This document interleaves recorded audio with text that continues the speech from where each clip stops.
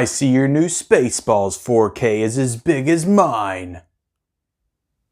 There's only one 4K reviewer that would ever give me the raspberry.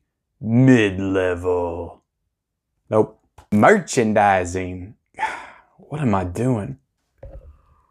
How many assholes we got reviewing this 4K? Sir. 1, 2, 3, 4, 5. That's the same combination I use on my luggage. That doesn't even make any sense. Alright guys, it's time for my 4K review of Spaceballs. Ludicrous speed!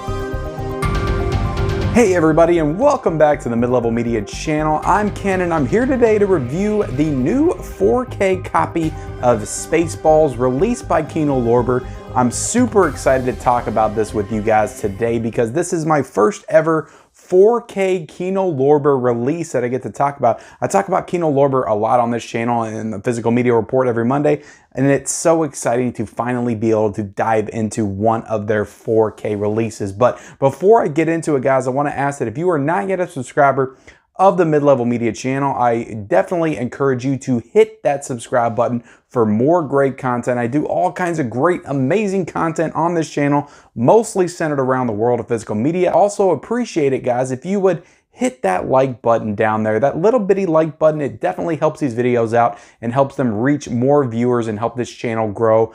Definitely would appreciate that. And also be sure to comment down below your thoughts on the film Spaceballs. Is it one of your favorite comedies of all time? Is it one of your favorite spoof movies of all time? Mel Brooks movies? Have you not seen this movie before and are getting ready to check it out based on my recommendation? Let me know all of that in that comment section below. And if you do happen to like what I have to say today, if I recommend this, I do have the link for purchase in the description below that you can check out. So let's go ahead and get into this review, guys. So Spaceballs is a film that came out in 1987, was directed by Mel Brooks, and it was kind of a spoof, a knockoff, if you will, of the Star Wars universe. So it follows the character of Lone Star, played by Bill Pullman, who is a very Han Solo slash Luke Skywalker type character.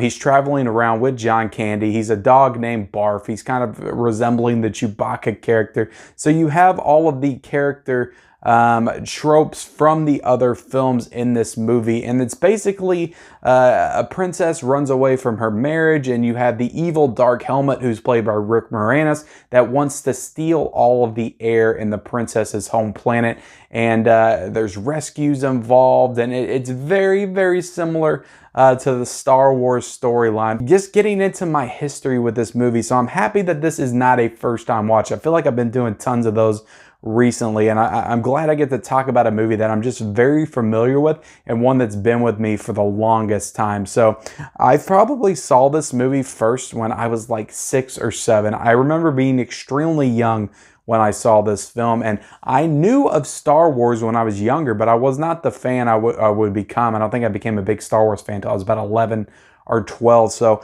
I was a huge fan of Spaceballs before I even really knew Star Wars and the Star Wars film. So it's kind of an interesting perspective that I have. When I watched this movie, I watched it as a comedy. Like, I got the humor. I laughed at it when I was a kid, but I didn't really get all of the references in it to Star Wars, which is just a testament to how good this movie is as just a standalone comedy. It doesn't necessarily rely on just having to know all of the ins and outs of the Star Wars, of Star Trek, of even Aliens it riffs on in this movie. It helps to know those references, but you don't really need to enjoy this film. It's a good story in its own right, and it's just hilarious. Like, the jokes, the humor, they come natural. They don't feel forced. They're timeless. They're still funny today, and a good spoof comedy is able to pull that off. It's why we get all of our best spoof comedies, I believe, in the 80s and 90s, and why ever since we got the Scary Movies and the Not Another Teen movies, which I like those movies, but then spun off into Date Movie, Epic Movie, Meet the Spartans, all of that crap we got in the 2000s. It's just the spoof comedy is completely dead right now, and they truly do not make them like they used to, like Spaceballs, like Blazing Saddles, like Naked Gun, just all the great ones from the 80s. Airplane, which I also have a review of on this channel. So this movie is hilarious. It's endlessly quotable, as you saw in the opening to this video. Getting into the cast, like everybody is great here. Bill Pullman really just kind of flexing his comedic chops. You know, I don't feel like he did a lot of comedy roles. I could be wrong, but you know, everybody knows him mostly for the president role in Independence Day. Also, he was in Casper, you know, Lost Highway, the David Lynch film. So, I mean, he's done a lot of different types of films in his career, but he's very funny in this movie, and he just plays this Lone Star character. How he struck the balance between being a parody of Luke Skywalker and Han Solo, bringing them both together and just making it work so perfectly is just incredible. He's just awesome in this movie. Then you got John Candy. John Candy's a comedic legend, obviously. He's incredible in this movie. He's super funny as Barf. Barf, and it's just him and Bill Pullman's just kind of dynamic together, and their chemistry is just off the charts in this movie. Fantastic. And then you got what I consider to be the shining star of this film, the true comedic genius of this production, and that is a guy that I just wish, and I know I understand reasons why he doesn't really act or do stuff anymore, although he is supposed to be coming back in Honey, I Shrunk the Kids. But Rick Moranis, man, is just, he's a national treasure, and he's just so freaking good as Dark Helmet, this parody, obviously, of Darth Vader, and it's hilarious. Just the physical humor of just actually having a helmet that is this big, at least 4 times as big as Darth Vader's helmet, is just hilarious in its own right. He just walks out with this huge helmet on his head, and then he opens up the little thing, and it's Rick Moranis inside. And it's just, I don't know, he's so good. And it's so many quotable lines coming out from him in this film. And it's just, he's just great at playing this villain. He plays it just completely straight. And he's actually very menacing in some aspects. But it's always deflated down by some comedic circumstance, you know, within the film. Obviously, with the ludicrous film scene and him kind of hanging on, and then it stops suddenly and he goes flying into it, and then he kind of takes his helmet off and he's all kind of dazed and confused, which really reminded me of like a scene out of Ghostbusters when he gets taken over by the dogs or possessed by the dogs. So Rick Moranis is just great. Always, like, I've just never seen him give a bad performance ever. He's just fantastic, and that is no different in this film. You also got Mel Brooks, who plays like the Yoda character, and then he also plays like the Emperor type character. So it's interesting that he was playing like both sides of the light and dark side, as they would call it in Star Wars. In this, they call it the shorts.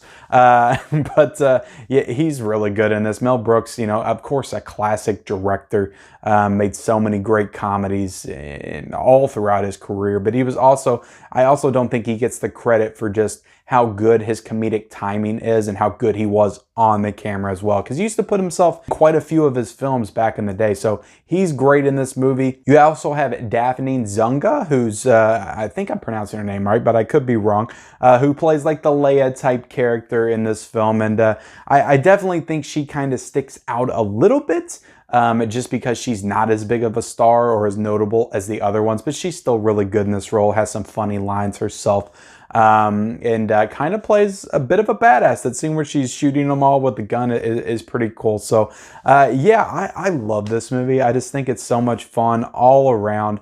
Like I said, so quotable. It's just one of the best spoof comedies of all time. It might be my favorite spoof comedy of all time, if I'm being honest, just because I do love Star Wars so much, and now going back and watching it through that lens, it's so funny, and it never feels like it's mean-spirited in its skewering of the Star Wars universe. It always feels like it's not only spoofing it, but also paying homage and showing reverence and respect for that property.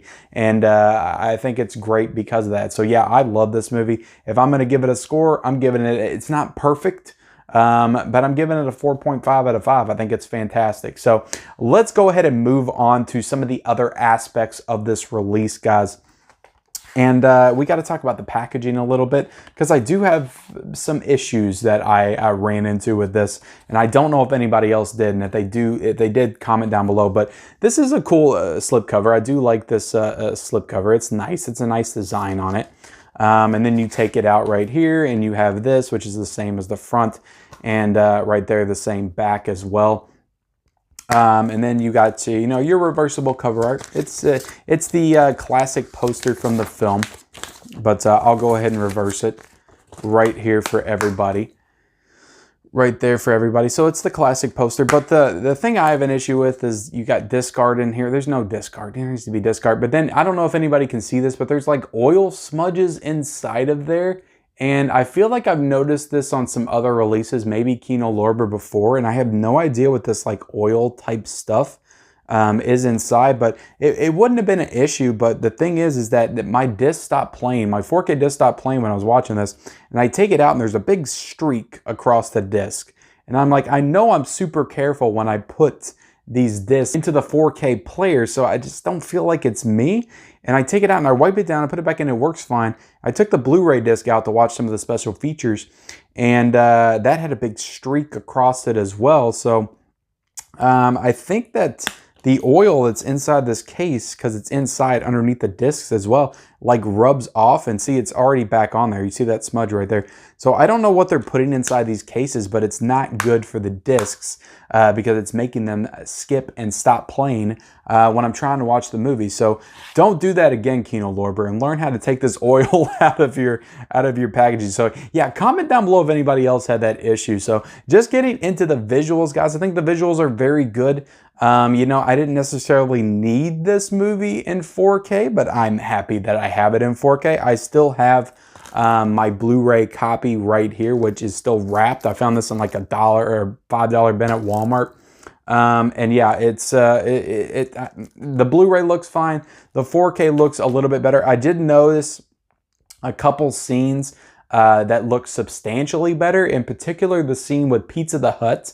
When they zoom in on Pizza the Hut, the seeing the cheese. I've just never seen Pizza the Hut in that level of detail before.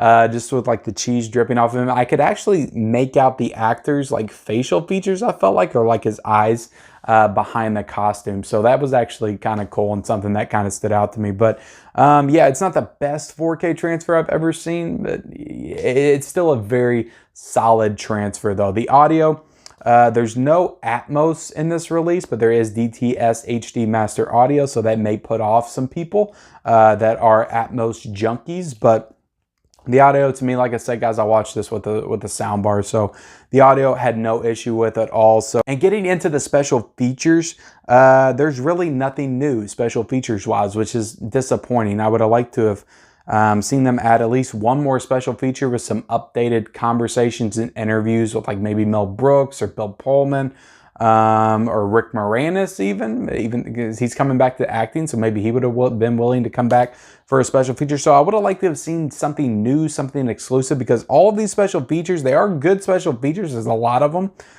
but they're on the Blu-ray disc. So every single one of these is on the Blu-ray disc, so it's nothing new on this release. So at the end of the day, guys, this is going for about $27.99 on Amazon.com right now.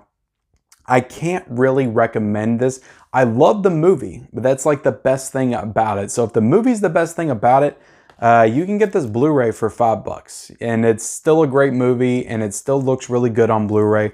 I can't really recommend that you buy this now, but what I can do is recommend that you wait for the sale, because I do think this is a solid release, and I do think that if you don't own this movie already, that this is probably the definitive format to buy it in. So with that, guys, we are going to wrap up this review of Spaceballs from KINO LORBER, the 4K release. I appreciate everybody watching. Please comment down below your thoughts on this film, on this 4K release, whether or not you've seen the movie. Also, be sure to like this video, guys. Subscribe to my channel if you haven't already. Turn on those bell notifications for all future videos, and we'll see you next time.